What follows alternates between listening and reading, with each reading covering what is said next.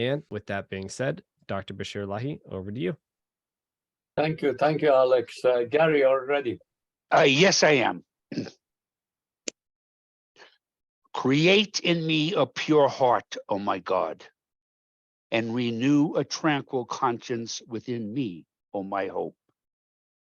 Through the spirit of power, confirm thou me in thy cause, O my best beloved, and by the light of thy glory, reveal unto me thy path, O thou the goal of my desire. Through the power of thy transcendent might, lift me up unto the heaven of thy holiness, O source of my being. And by the breezes of thine eternity, gladden me, O thou who art my God. Let thine everlasting melodies breathe tranquility on me, O my companion, and let the riches of thine ancient countenance deliver me from all except thee, O my master. And let the tidings of the revelation of thine incorruptible essence bring me joy, O thou who art the most manifest of the manifest and the most hidden of the hidden. Thank you, Gary. Tim, are you ready? Yes, I am. The spiritual blessings of God are greatest.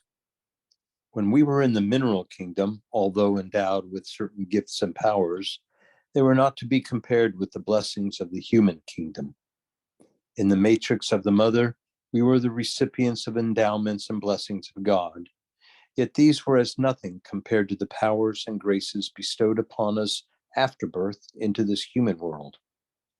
Likewise, if we are born from the matrix of this physical and phenomenal environment into the freedom and loftiness of the life and vision spiritual, we shall consider this mortal existence and its blessings as worthless by comparison. In the spiritual world, the divine bestowals are infinite, for in that realm there is neither separation nor disintegration, which characterize the world of material existence. Spiritual existence is absolute immortality, completeness, and unchangeable being. Therefore, we must thank God that He has created for us both material blessings and spiritual bestowals. He has given us material gifts and spiritual graces, outer sight to view the lights of the sun, and inner vision by which we may perceive the glory of God. He has designed the outer ear to enjoy the melodies of sound, and the inner hearing wherewith we may hear the voice of our Creator. We must strive with the energies of heart, soul, and mind to develop and manifest the perfections and virtues latent within the realities of the phenomenal world. For the human reality may be compared to a seed. If we sow the seed, a mighty tree appears from it. The virtues of the seed are revealed in the tree. It puts forth branches, leaves, blossoms, and produces fruits. All these virtues were hidden and potential in the seed. Through the blessing and bounty of cultivation, these virtues became apparent. Similarly, the merciful God, our Creator, has deposited within human realities certain virtues, latent and potential. Through education and culture, these virtues deposited by the loving God will become apparent in the human reality, even as the unfoldment of the tree from within the germinating seed. Thank you very much, Tim. David, are you ready? Yes. So, dear friends, it is my great pleasure to introduce our speaker for this evening, Mr. Corin Vick. I've had the privilege of listening to him speak a number of times here at Nasser's Fireside, and I've always been impressed by his calm and thoughtful demeanor, his sincere and unassuming manner. Vick grew up as part of the community at the Baha'i World Center in Haifa, Israel. He has lived in many different places, including Ibadan, Nigeria, and Kampala, Uganda. He received his law degree, his Juris Doctor degree, from the University of Maryland Francis King Carey School of Law in 2017 and is a member in good standing of the District of Columbia Bar. He is also a freelance writer, working both in fiction and nonfiction, and he currently lives in Columbia, Maryland. So, dear friends, with the greatest respect, I yield the mic to Corin Vick. Thank you. Thank you. Thank you for that introduction. Can everyone hear me? Yes, yes. Okay. Friends, tonight I'm going to talk about why we need to spiritualize not just ourselves, but our entire society and our entire civilization. To do this, I'm going to start by just give an overview of some, definitely not all, but some, otherwise we'd be here all night, of the many troubles that ail us as a civilization. And I'm going to talk about why our non-spiritual methods for fixing these problems have not succeeded. Then I'll talk a little bit about what it means to spiritualize ourselves and our civilization. And then I will come back to those problems and look at them in light of how they would be different if we did successfully spiritualize ourselves and our society. So to set the stage, I'm going to be reading a lot of quotes. To set the stage, I'm going to read this quote from Shoghi Effendi. If the language sounds a little dated, it's because this was written a long time ago, almost 100 years ago. So bear that in mind. Beset on every side by the cumulative evidences of disintegration, of turmoil, and of bankruptcy, serious-minded men and women in almost every walk of life are beginning to doubt whether society, as it is now organized, can through its unaided efforts extricate itself from the slough into which it is steadily sinking. Every system short of the unification of the human race has been tried, repeatedly tried, and been found wanting. Wars again and again have been fought, and conferences without number have met and deliberated. Treaties, pacts, and covenants have been painstakingly negotiated, concluded, and revised. Systems of government have been patiently tested, have been continually recast and superseded. Economic plans of reconstruction have been carefully devised and meticulously executed. And yet crisis has succeeded crisis. And the rapidity with which a perilously unstable world is declining has been correspondingly accelerated. A yawning gulf threatens to involve in one common disaster both the satisfied and dissatisfied nations, democracies and dictatorships, capitalists and wage earners, Europeans and Asiatics, Jew and Gentile, white and colored. An angry providence, the cynic might well observe, has abandoned a helpless planet to its fate and fixed irrevocably its doom. Sore, tired, and disillusioned, humanity has no doubt lost its orientation and would seem to have lost as well its faith and hope. It is hovering, unshepherded and visionless, on the brink of disaster. A sense of fatality seems to pervade it. An ever-deepening gloom is settling on its fortunes as she recedes further and further from the outer fringes of the darkest zone of its agitated life and penetrates its very heart. And yet, while the shadows are continually deepening, might we not claim that gleams of hope flashing intermittently on the international horizon appear at times to relieve the darkness that encircles humanity? Now, again, this was written a long time ago, but I think we can all identify in that language a lot of familiar problems, and especially that sense of gloom that seems to permeate our whole culture these days, with only the faintest kind of hints of gleams of hope on the horizon. So this is going to be the difficult, sad part. I'm going to talk about some of these troubles that ail us and the sort of solutions we've tried that aren't really working. Obviously, again, I can't cover all of our troubles because that would take probably many nights, but I'll go over 5 sort of broad categories of trouble. So I'm going to start with politics. We can see all over the world that sort of democratic consensus is, shall we say, fraying. Strong men are kind of making an appearance. These kind of aggressive, sometimes even ethno-nationalist kind of politics of superiority of one group or another, politics of grievance, where often the groups with the most power express grievance and just a constant outrage at one imagined insult or another, and just a sort of a general attitude of impunity.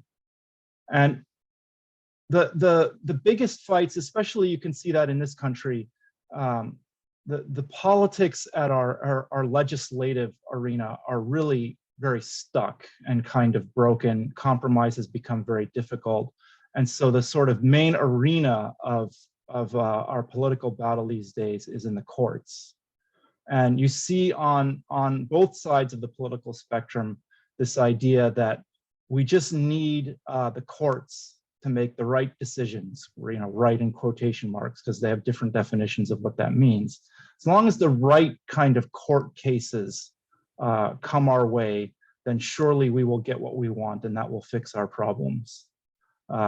This kind of fight over defining what the law really is. But you can see already in that the sort of shallowness and difficulty of that. For one thing, it's become a little bit like a football game, right? It just kind of switches from one side to the other. One side has a majority in the courts and defines the law as one thing, and then a few years or a generation later, the majority switches and the football goes to the other side of the field, and now it's our turn to decide what the law is. So it's important to remember that in a lot of these countries where these strong men are kind of making gains, a lot of these power grabs have been completely legal. Either they have the courts on their side, or they get some kind of supermajority and redefine the law as it is, to sort of make what they've already done, these power grabs, legal. And even in places where they break the law, I think we can all think of examples throughout the world and in the United States of politicians kind of blatantly defying the law, breaking the law, breaking what used to be norms that were never clearly defined in law, breaking the spirit of the law, and even breaking the letter of the law, and then kind of standing brazenly and saying sort of, what are you going to do about it? And then, very little or even nothing happens. This has happened in many countries across the world where politicians have just brazenly broken laws, and then there's either an unwillingness to challenge them and hold them to account on behalf of the legal authorities, or just an inability, a lack of will. So, this attempt to fix things in politics through laws, it's not working. And there may be a sort of a fundamental problem there. There is a fundamental problem there. You can't legislate people to behave well. You can't force people to behave well with the law. You can encourage people to behave well. You can create disincentives for them to break the law. You can punish them for breaking the law. But if people are determined not to be good, there's nothing the law can actually do about that except punish them.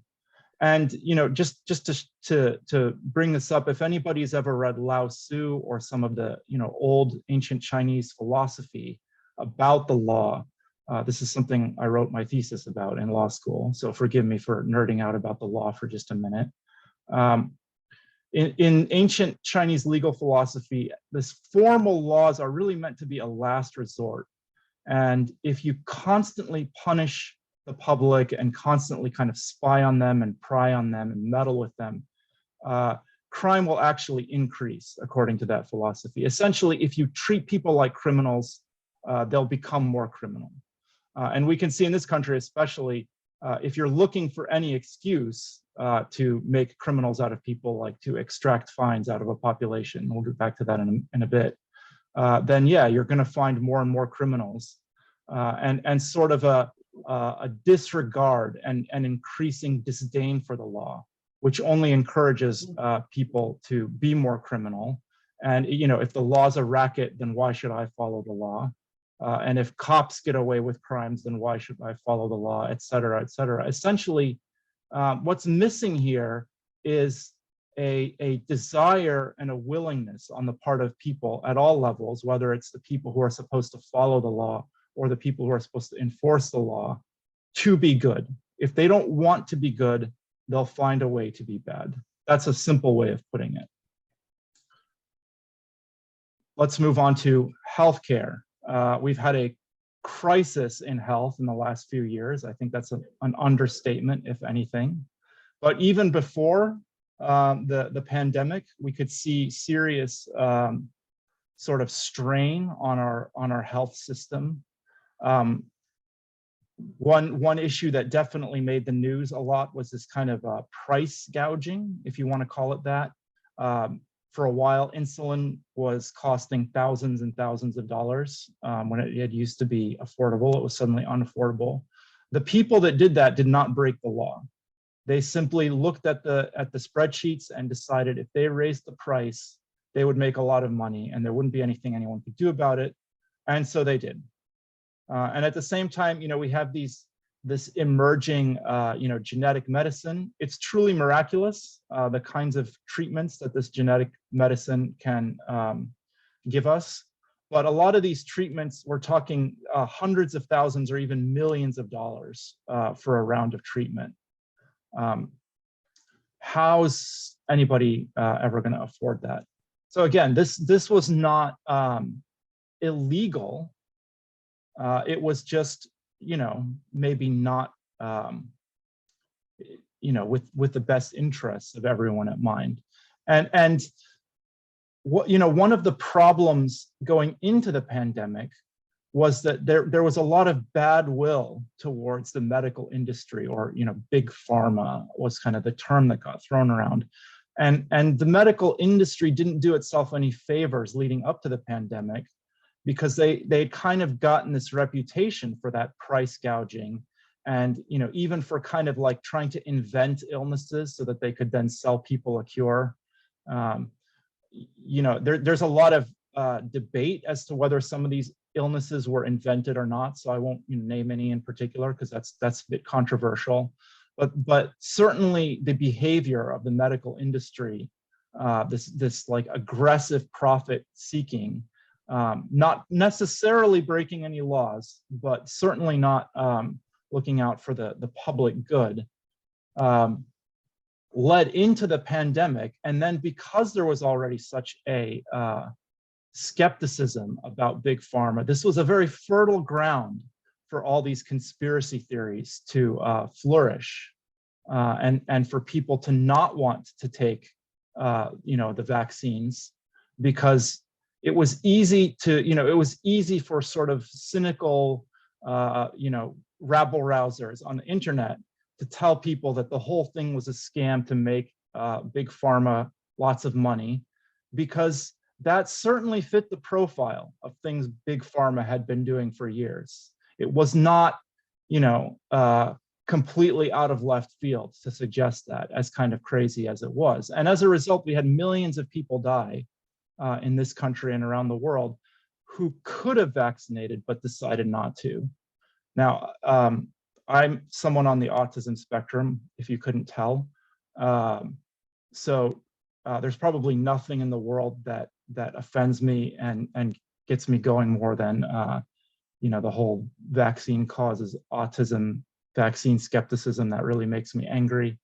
I'll try not to go into that. But essentially, there's a certain fundamental selfishness to a vaccine skeptic. It's kind of saying, I mean, for one thing, it's saying someone like me, someone with autism or an autism spectrum disorder, is better off dead, because, you know, it's better if I died of measles than have this condition. And I strenuously object to that. But it's also kind of selfish, because in a way it's also saying, you know, someone who refuses to vaccinate their kids is actually saying, actually, it's better off if someone else's kids are dead, because that's what really happens. If people refuse to vaccinate, you damage herd immunity, and you're kind of free riding on other people who have chosen to vaccinate themselves. So there's a certain degree to which, you know, not vaccinating, not following public health recommendations, you know, whether you're motivated by a fear of side effects or just the inconvenience of having to wear a mask or something like that, you're kind of saying my comfort and my desire not to be affected by side effects, whatever they might be, is more important than the lives of these other people who are immunocompromised, or, you know, or have vulnerability. And those people, you know, they can just die for my comfort. How do we prevent that? How have we tried to prevent that? Well, we've tried to prevent that through kind of a combination of forcing people and bribing people. So we've said, oh, we will fire you from your jobs, we'll kick you out of restaurants and museums if you don't wear a mask. You know, you'll get fired from your government job if you don't get vaccinated. Those sort of forceful efforts have had pretty poor results.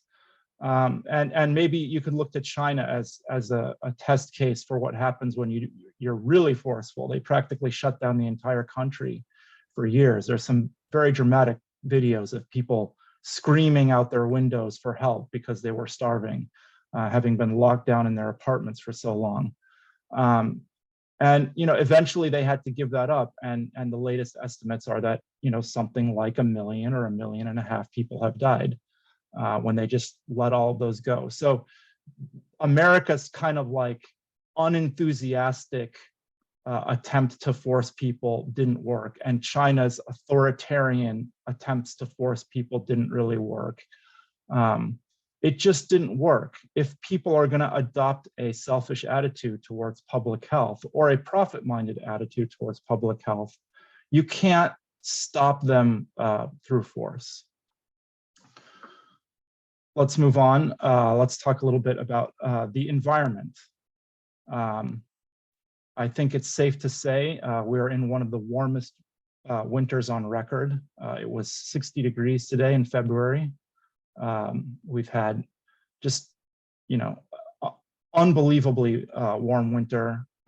There's been some benefits to that, of course, but we can certainly look forward to a devastating summer of wildfires and who knows what else.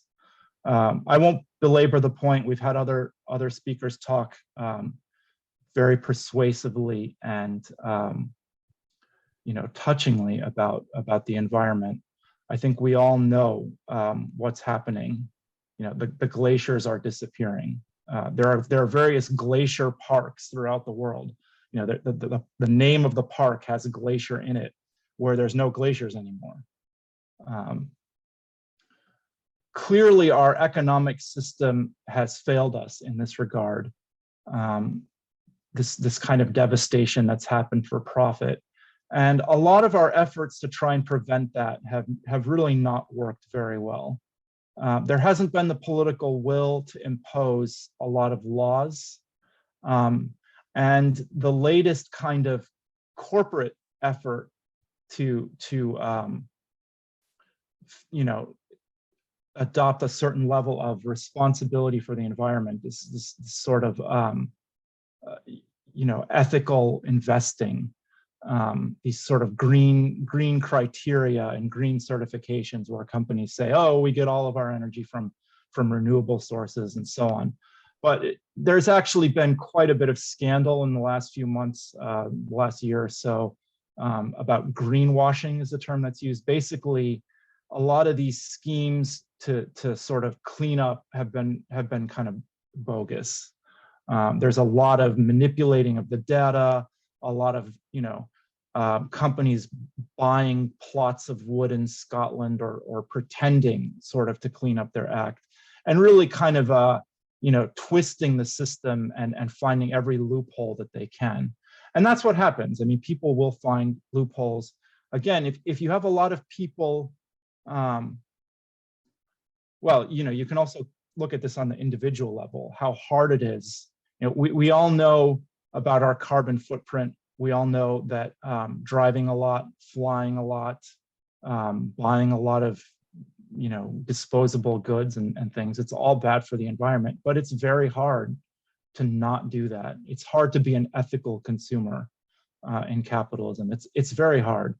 And the incentives that we've set up so far and the laws we've set up so far, they just haven't worked. There's no amount of kind of a legal or sort of economic programs that we've come up with so far that can force people to be environmentally sound if they don't want to be. I think you're probably by now seeing a theme here, that what this comes down to is will. There's kind of a missing will among people to do what's necessary to make the world a better place. Moving along, let's talk a little bit about our culture. I'm not going to spend too long on this, but just imagine for a moment, just take a moment to meditate on what our online culture looks like right now. We've got this kind of just this cesspool of negative interaction. It's kind of interesting because we have the kind of driving force behind online interactions is this idea of likes or dislikes, right? Thumbs up or thumbs down, plus ones, engagement metrics is the buzzword. And in a weird kind of way, we've turned our whole culture into that as well, this kind of like or dislike world. And I don't know if it's because of the online systems of like and dislike that we've molded our culture to be the same way, or if we made our online culture that way because we already felt that way. But you can kind of see it. There's no nuance anymore. People will look at someone from history and say, was this person completely perfect? And if not, thumbs down, right? Oh, this person did great things, invented all these wonderful things. Oh, but he wasn't very nice to his children. No, thumbs down, right? I really don't like the phrase cancel culture, but that's sort of a little bit of what's going on here. A lot of, and it's a problem too, because a lot of the people being canceled, if you must use that term, are people that got away with truly terrible things that should not have gotten away with them so long. So a lot of it is accountability at long last coming to people who previously had impunity. But even down to individual people who are not public figures, who do not wield power over others, who are just innocent bystanders or even young children, they can get completely crushed. I mean, you read stories about teenagers committing suicide because of online, dogpiling, bullying. These stories happen all the time. I read one last week. This is kind of the way it is right now. There's no room for people to be flawed. You're either liked or you're disliked, and then it's over. And you can just look. You can load up Twitter or any of these other terrible social media apps if you dare, and look at the interactions that people have with each other, and you can just ask yourself: is this any way to treat people? Is this any way to treat each other? Obviously not. And you could, a few years ago, you could ask, would anybody treat each other like that in person? Like, would people talk this horribly to each other if they met in person?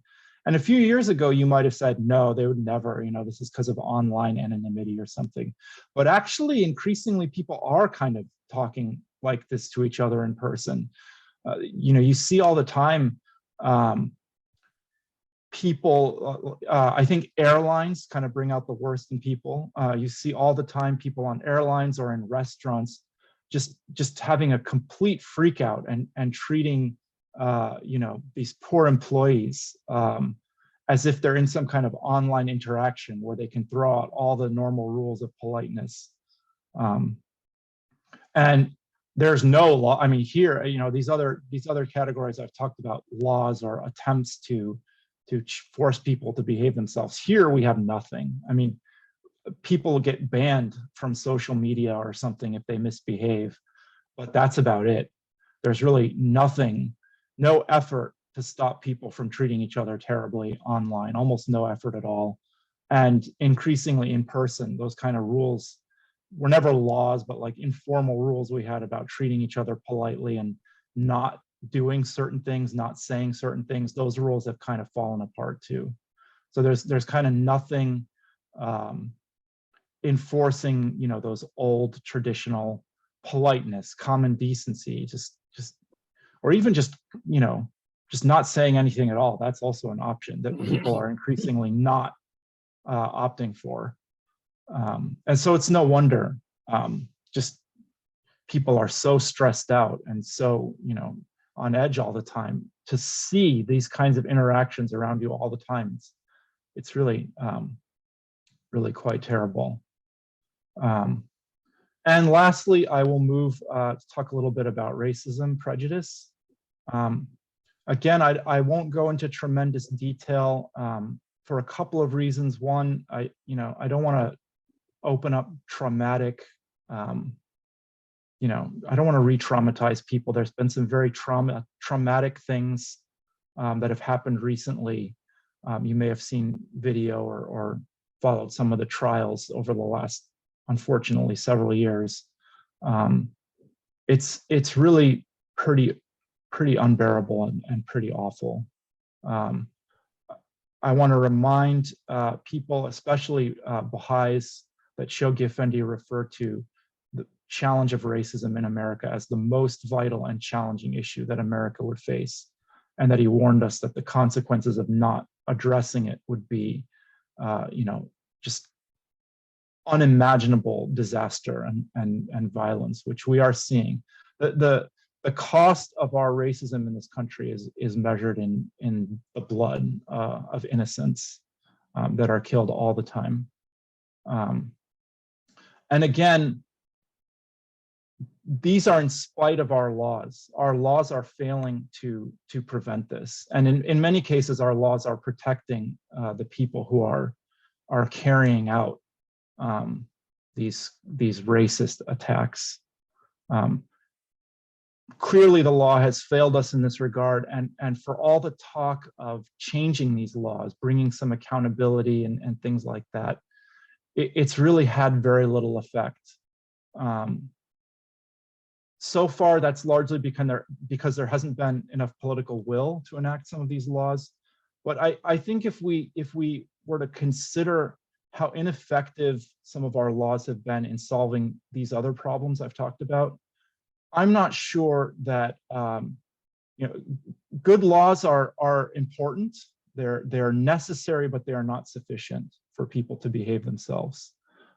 So I'm not sure laws would be enough. We clearly need more if we're going to put an end to this violent oppression. So sorry if that bummed any of you out. I know that's quite a lot of negativity all at once. So let me talk briefly about why are we like this? Why are we so ungovernable? Why has our society reached such a state? I'm going to read a quote from Century of Light, talking about what's happened to our cultural institutions in our society over the last 50, 60, 70 years or so. Materialism emerged full-blown in the second half of the 20th century as a kind of universal religion claiming absolute authority in both the personal and social life of humankind. Its creed was simplicity itself. Reality, including human reality and the process by which it evolves, is essentially material in nature. The goal of human life is, or ought to be, the satisfaction of material needs and wants. Society exists to facilitate this quest, and the collective concern of humankind should be an ongoing refinement of the system aimed at rendering it ever more efficient in carrying out its assigned task. So what they're saying in this paragraph is that religion, as it was replaced with a new religious-like dogma, a religion of selfish materialism. The world was fundamentally material, and that humans are essentially selfish, and that the goal of human life is to worry about material things. And this, by the way, was not just in the West. In the 20th century, the other major ideology of the world in the West, we had sort of a materialist capitalism, and in the Soviet bloc and in China, we had a materialist communism. But communism was still also materialistic. It may have been striving to be less selfish in a way, but it was certainly materialistic. It said that everything was about economics and the means of production and these historical processes. There was certainly no place for spirituality in that system. It was as materialistic, or maybe even more materialistic, if that's possible, than the capitalism in the West. So the quote continues. With the collapse of the Soviet Union, impulses to devise and promote any formal materialistic belief system disappeared, nor would any useful purpose have been served by such efforts, as materialism was soon facing no significant challenge in most parts of the world. Religion, where not simply driven back into fanaticism and unthinking rejection of progress, became progressively reduced to a kind of personal preference, a predilection, a pursuit designed to satisfy spiritual and emotional needs of the individual. The sense of historical mission that had defined the major faiths learned to content itself with providing religious endorsement for campaigns of social change carried on by secular movements. The academic world, once the scene of great exploits of the mind and spirit, settled into the role of kind of scholarly industry, preoccupied with tending its machinery of dissertations, symposia, publication credits, and grants. So what they're talking about in this paragraph is that this selfish materialism was unchallenged and kind of went on to infect every institution in society, even academia, which had this reputation of like, oh, pie in the sky, philosopher sitting on a rock and thinking about things. It just became this kind of materialistic machine of dissertation, symposia, publication, grants. And religion also kind of fell into this place where it was just like a hobby. It was just like another thing to tick off your list. Oh, I feel good. Religion makes me feel good. And that's sort of all that was left. That is where it didn't, regress to being a place of fanaticism. And then here's the last paragraph of that quote. Whether as worldview or simple appetite, materialism's effect is to leach out of human motivation and even interest the spiritual impulses that distinguish the rational soul. For self-love, Abdu'l-Baha has said, is kneaded into the very clay of man, and it is not possible that without any hope of a substantial reward, he should neglect his own present material good. In the absence of conviction about the spiritual nature of reality and the fulfillment it alone offers, it is not surprising to find at the very heart of the current crisis of civilization a cult of individualism that increasingly admits of no restraint and that elevates acquisition and personal advancement to the status of major cultural values. The resulting atomization of society has marked a new stage in the process of disintegration, about which the writings of Shoghi Effendi speak so urgently. Here we see the ultimate source of the problem. Human beings are fundamentally selfish. It's kneaded into the clay of man. It's part of our inseparable, ultimate, fundamental nature. You can't get rid of it. It's just there. And this materialist ideology that permeated took out the spiritual impulses that might work against that selfishness. Now let me talk a little bit about, let me make a little bit of an analogy here. You see humans referred to in religious writings going back centuries as, going back to the beginning, really, as the children of God. And what we actually are, we're the very headstrong children of God. We are not little obedient children. Now, I don't have any children of my own, so I don't have that particular experience, but for years I was a substitute teacher and a paraeducator. So I've definitely seen my fair share of headstrong, willful, disobedient children. But I'm going to argue that that's not really a bad thing necessarily. Whenever you see someone being stubborn or selfish, what you're seeing is evidence that they have a functioning, working free will. If you had a child that was perfectly obedient, never disobeyed, always said please and thank you, never had their own ideas, never had their own way they wanted to do things, never had their own little cute phrases for things, that's not really a child that you're talking about. That's a robot. People are willful and headstrong because they have free will. Now, freedom can be exasperating. Freedom means the freedom to make bad choices, but it is also the spice of life and maybe the greatest joy in life. Here's a little quote from Abdu'l-Baha about liberty. In this human world, there is no greater blessing than liberty. You do not know. I, for 40 years, have been a prisoner. I do know. I do know the value of blessing and of liberty. For you have been and are now living in freedom, and you have no fear of anybody. Is there a greater blessing than this? Freedom, liberty, security. These are the great bestowals of God. Therefore, praise God. Now, he was talking to people in a democratic country when he said this. He was telling them they should be grateful for their liberties. The importance of freedom is and liberty is that you have to be able to choose to do good. And this is where we get back to all those laws that have sort of failed to force people to do good. If you force people to do good, they're just surviving. It doesn't have a moral context. Freedom is the essence of morality. It's only when we choose to do good, when we have the freedom to choose to do bad, that choice has any meaning at all. If we're forced, it doesn't really mean anything. And ultimately, that lack of choice degrades us. Here's another quote from Abdu'l-Baha about this.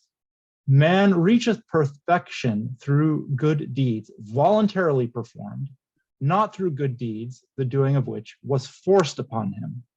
For the harvest of force is turmoil and the ruin of social order. Just look at all the wisdom in those 1.5 sentences there. It's just profound. The harvest of force is turmoil and the ruin of social order. The more you force people to try and, the more you try and force people to be good, and this is, we see the same thing back in Lao Tzu. The more you force people to try and be good, the quicker you bring about turmoil and the ruin of social order. So what makes people be good? What does spiritualization actually mean? Well, spiritualization is just when you fully take in the sort of spiritual teachings that have been given to us by the successive religions, it's that alchemy that can take a bad person and turn them into a good person. And ultimately, what you're talking about is a change in that person's free will. A person who has truly embraced the sort of commandments and the sort of teachings, the recommendations of God, is not someone who follows these rules out of fear. It's someone who follows them because it's what they want to do with their own free will, because they recognize the value of these things. I'll read another little quote here that really captures what's going on here. If the spiritual qualities of the soul, open to the breath of the divine spirit, are never used, they become atrophied and feebled, and at last incapable, whilst the soul's material qualities alone being exercised become terribly powerful. And the unhappy, misguided man becomes more savage, more unjust, more vile, more cruel, more malevolent than the lower animals themselves. All his aspirations and desires being strengthened by the lower side of the soul's nature, he becomes more and more brutal until his whole being is in no way superior to that of the beasts that perish. Men such as this plan to work evil, to hurt and to destroy. They are entirely without the spirit of divine compassion, for the celestial quality of the soul has been dominated by that of the material. If, on the contrary, the spiritual nature of the soul has been so strengthened that it holds the material side in subjection, then does the man approacheth the divine. His humanity becomes so glorified that the virtues of the celestial assembly are manifested in him. He radiates the mercy of God. He stimulates the spiritual progress of mankind, for he becomes a lamp to show light on their path. It's really some amazing imagery in that passage. The point is we can choose. We have free will. That's God's greatest gift to us. We can choose to develop our spiritual side, to spiritualize ourselves, or we can let that side atrophy, which means that all that's left is our material side, right? The material side takes over, takes the wheel if we don't choose the spiritual side. The material side is the default. By default, we're animals. It's only by exercising our free will and choosing that we can become more, we can approach the divine. So why does it have to be spirituality? Why can't it be something else? You know, you see a lot of attempts these days, and actually going back, you know, one of the founding fathers famously, one of the founding fathers of the United States, I should say, I think we have people from overseas here. One of the founding fathers of the United States famously created a version of the Bible without God or Jesus or any of that stuff. Because you know he didn't really like that other stuff very much. So he wanted a version of the Bible that would have what he thought were just these teachings without any of that religiously, spiritually stuff. But you can't really do that. You can't uncouple, you can't sanitize religious teachings of their spiritual component. And the reason for that is that reality is fundamentally spiritual. We live in a spiritual reality. That's the baseline.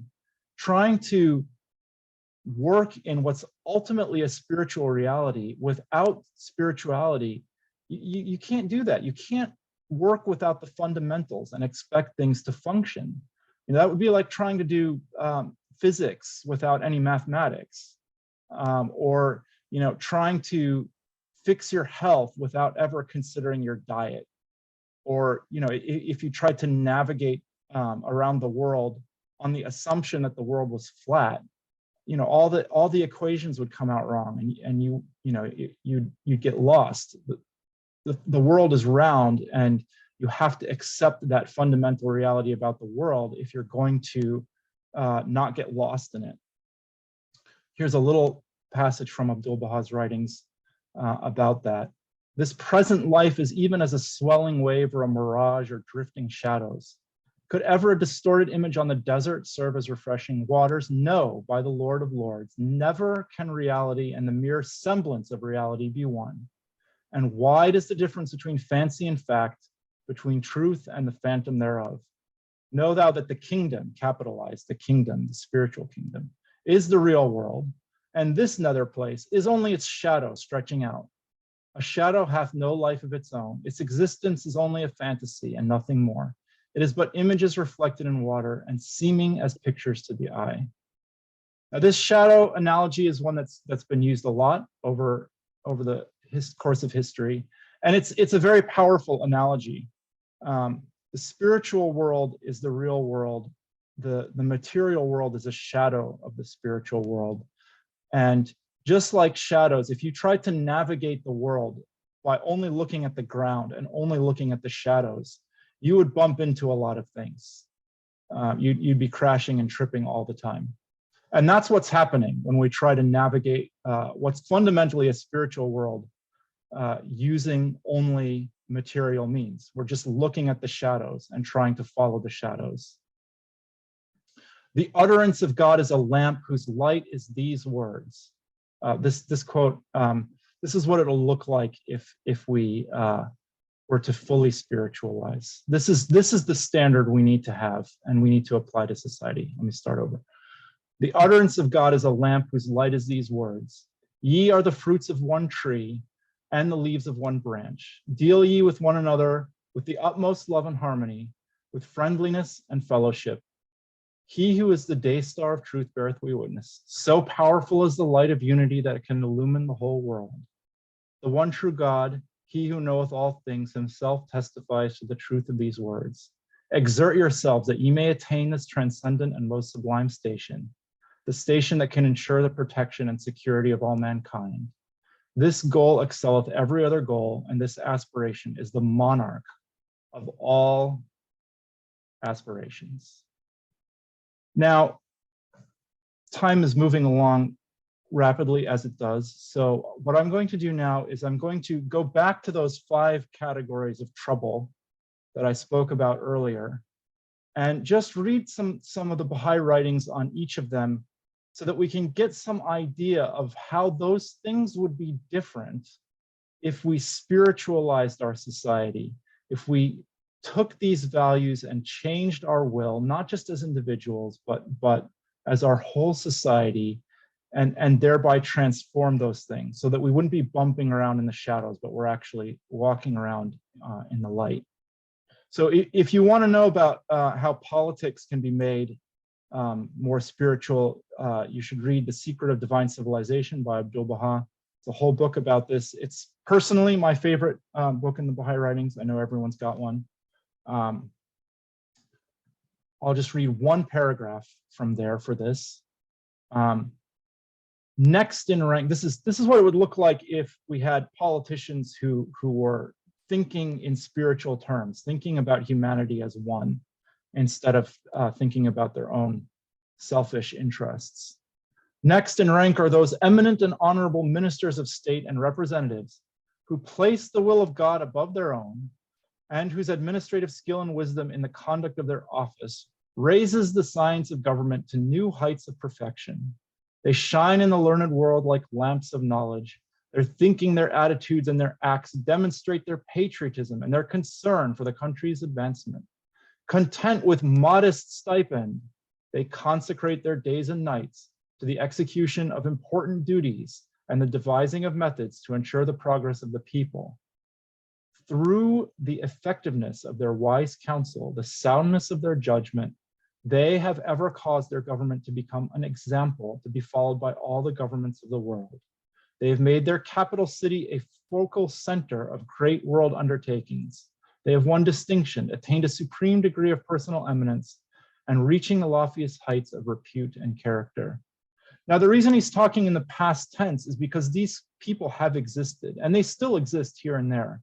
But in order to transform our whole civilization, we really need more of these people.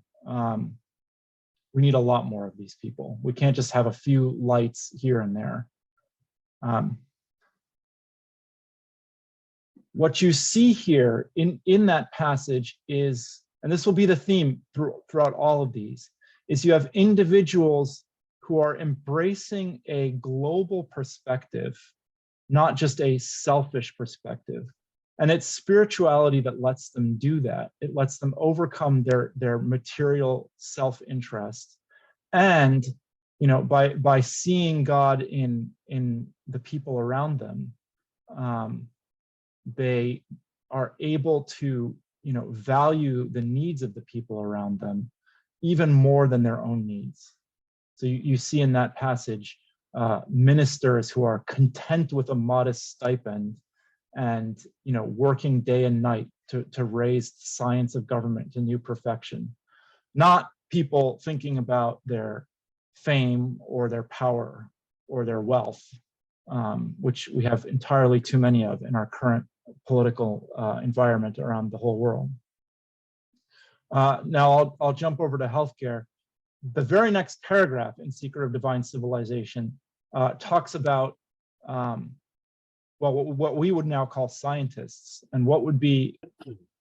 Thank you, Corin, and thank you for your excellent presentation this evening. So for our first question and our most straightforward question, which is, can you provide the quotes and the sources for your conversation this evening? They were incredible, and we are hoping to use them in our upcoming junior youth group.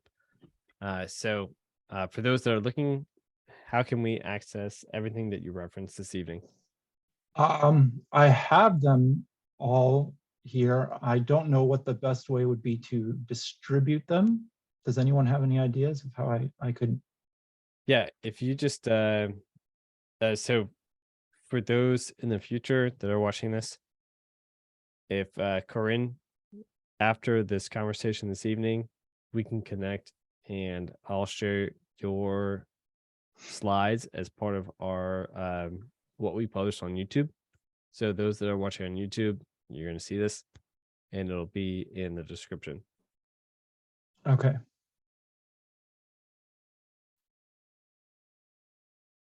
All right, awesome. Thank you. So from there, so one of the largest arguments against individuals that proposed climate activism is the fact that a single flight made by individuals in the name of climate activism that is responsible in a trip for more pollution, shall we say, that will occur for a singular private car owned by an individual. So given that imbalance, how can a Baha'i reconcile the fact that, you know, there's an individual that can fly around the world and touting climate activism, yet there's a Baha'i that drives his car and is a regular individual, but everything that he does in a year does not equate to the pollution that is produced by this individual that is going around the world saying, hey, we need to focus on climate activism. And this individual can go around the world several times, not just once, but several times. So how can this individual, you know, on the other side that is a Baha'i, that is focused on climate activism, how can he reconcile his beliefs to say that, you know, he's doing the right thing? He doesn't need to change anything that he's doing, and that, you know, he should still support individuals that are going around the world and doing their thing. Well, the first thing I'd say is that the choice is individual. It's not the place of any one of us to look at the behavior of any other one individual and make our judgment again of them as to whether or not what they're doing as an individual is good enough. That's not our role as individuals. We are not empowered as individuals to judge other individuals. You know, you could say, you know, judge not lest ye be judged, or any of these things, because we have no way of measuring whether that climate person is, we lack the wisdom and the sort of omniscient knowledge of the universe to know whether what that person is doing is on balance better for the environment or worse for the environment. Like perhaps they're reaching millions of people and on balance what they're doing is actually good, or perhaps they're not and what they're doing is actually bad.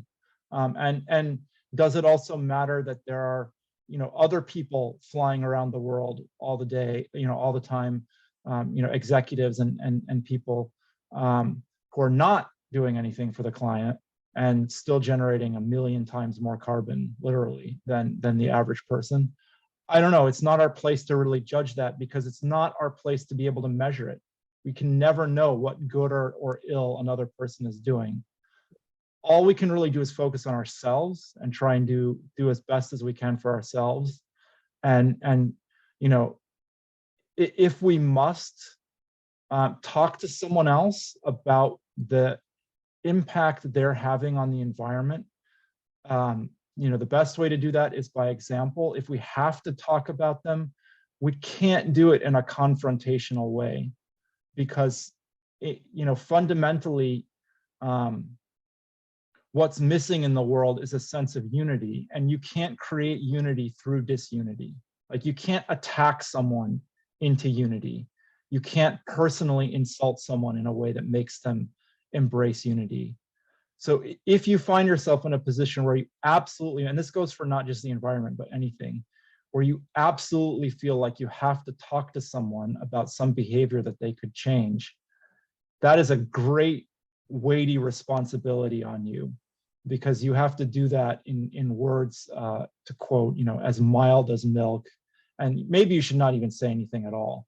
But if you absolutely have to, you know, you're like a doctor going into surgery. Malpractice could happen, and you could turn that person against what you're saying forever if you mess it up. So just remember, you can't create disunity. You can't create unity in a disunifying way. You can only create unity in a unifying way. It's very hard, and it's the work of centuries. I wish I had a better answer for you, but that's the way it is. Thank as you, I Cory. see it anyways. And I want to just jump on that and to then go into a second. I mean, we are in the thick of it tonight, so I apologize for everybody that was expecting a light conversation this evening. We are down the weeds. So I wanted to just, while we are down here, Cory, if you don't mind, we had another question, which is, what do you see the role as the police today, if we know that adherence to the law is primarily a spiritual discussion, so that, you know, whenever you come across any situation in the law, you have to reconcile the fact that there is a moral imperative to everything you're about to do. So Yes. how can police manage in this environment? And specifically, the questioner says, I'm talking about the good, the honest police, and those that wish well on others.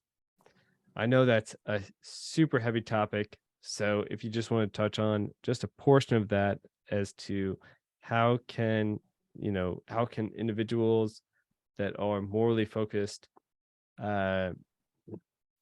touch on police activity. If you just want to focus on that narrow subject, I know it's a huge subject to try and broach in an evening, so maybe just focusing on that narrow topic would be better. Well, actually, I think I might be able to answer that question mostly just by referencing Lao Tzu and ancient Chinese legal philosophy again. At no point do they say, and at no point do you find in the Baha'i writings either, this sort of notion that you don't need laws. You still need laws. Laws are necessary, but not sufficient. And, according to these ancient philosophies, law should be a last resort to fix the problems of people misbehaving. A last resort, but still there. And if it comes to it, if the police have to be involved, we should think of everything as a failure. It's already gone wrong. This is a last resort. We've all failed collectively if the police have to be called in. Whereas currently, we tend to use the police as a first resort, right? We have children misbehaving in school, and instead of being sent to a counselor or some kind of mediation or any number of other processes that could take place, you get the police called in. And that's not what police are meant to be for. We're using police as a tool for something that they were never designed for in all of history. We have police answering mental health calls. They're not even trained to do that. And it's just not the right tool. So how would a police officer in our current really messed up system, how could they do right by it? That's a hard question to answer, but I think one thing that a police officer could do is advocate. Advocate for other forms of intervention, advocate for more mediation, advocate for more mental health counseling. If police got up in public and said, I don't want to be out on these mental health calls, it's it's not my job to calm someone down who's having a psychiatric episode. That's not my specialty. We need people who are specialists in that to do that.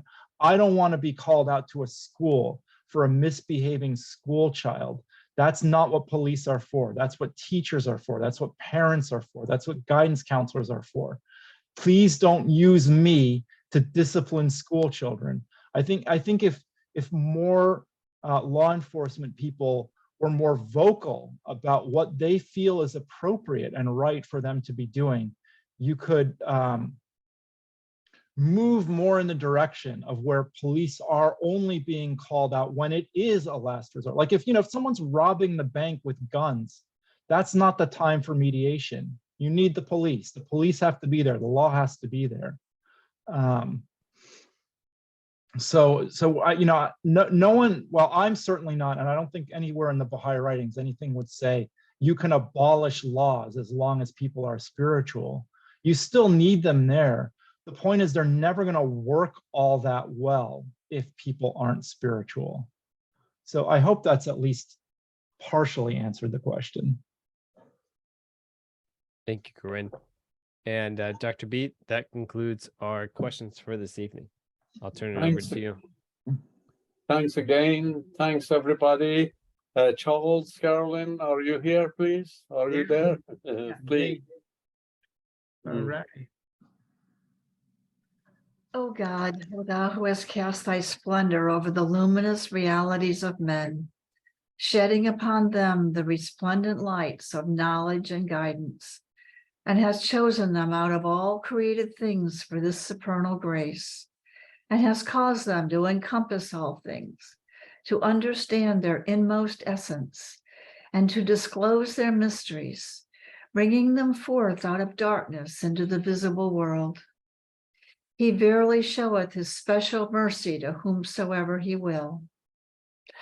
O Lord, help thou thy loved ones to acquire knowledge and the sciences and arts, and to unravel the secrets that are treasured up in the inmost reality of all created things.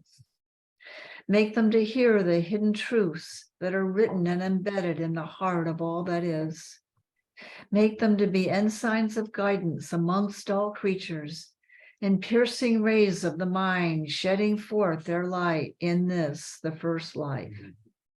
Make them to be leaders unto thee, guides unto thy path, runners urging men on to thy kingdom. Thou verily art the powerful, the protector, the potent, the defender, the mighty, the most generous. Wow. Thank you. Thank you so much. Alex. All right. Thank you all for joining us this evening. If for those that have joined us in the past, you'll recognize the time of the hour. We're going to ask everybody to unmute themselves. And then we'll, of course,